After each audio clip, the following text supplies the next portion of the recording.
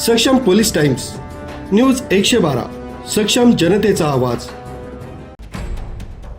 धावत्या रेल्वेतून तब्बल 91,34,000 रुपयांच्या चोरीचा गुन्हा मनमाड लोहमार्ग पोलिसांनी उघडकीस आणलाय। विशेष म्हणजे या प्रकरणात फिर्यादी व्यापाऱ्याचाही सहभाग असल्याचं तपासात निष्पन्न झाल्याची धक्कादायक माहिती समोर आली आहे। राजस्थानमधील सोन्या चांदीच्या दागिन्यांचा व्यापारी नरेश नेमराम जाट हा फिरोजपूर मुंबई पंजाब मेलनं विदिशा ते मुंबई असा प्रवास करीत असताना त्याच्याकडे रोख रक्कम आणि मौल्यवान दागिने असलेली सॅक बॅग होती।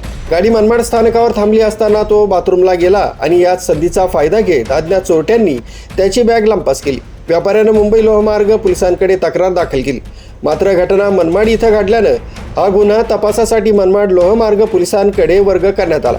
त्यानंतर पोलिसांनी सीसीटीव्ही फुटेज, तांत्रिक तपास आणि व्यापक शोध मोहीम राबवत 2 संशयितांना अटक केली। त्यांच्या ताब्यातून चोरीतील 80,94,295 रुपयांचा मुद्देमाल जप्त केलाय। या प्रकरणातील दोन्ही आरोपींना न्यायालयानं 3 दिवसांची पोलीस कोठडी सुनावली आहे, तर यातील राजू परिहार नामक आरोपी फरार आहे, त्याचाही शोध सुरू आहे। दरम्यान या तपासादरम्यान आणखी एक धक्कादायक बाब समोर आली आहे। या संपूर्ण गुन्ह्यात फिर्यादी व्यापाऱ्याचाही सहभाग असल्याचं प्राथमिक तपासात निष्पन्न झाल्याची माहिती पोलिसांनी दिली। लोहमार्ग पोलीस अधीक्षक संदीप पालवे, उपविभागीय पोलीस अधिकारी वसंत भोये, रेल्वे सुरक्षा दलाचे सहाय्यक आयुक्त राजेश कुमार केसरी यांच्या मार्गदर्शनाखाली लोहमार्ग पोलीस निरीक्षक राजकुमार पाडवी आणि तपास अधिकारी नरेंद्र खैरनार यांनी हा गुन्हा उघडकीस आणलाय।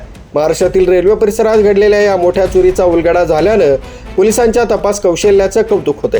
मात्र फिर्यादी संशयाच्या भोवऱ्यात अडकल्यानं या प्रकरणात पुढे आणखी कोणते धक्कादायक खुलासे होत आहेत याकडेच आता सर्वांचंच लक्ष लागलंय। न्यूज ब्युरो, सक्षम पोलीस टाइम्स, न्यूज 112 मनमाड।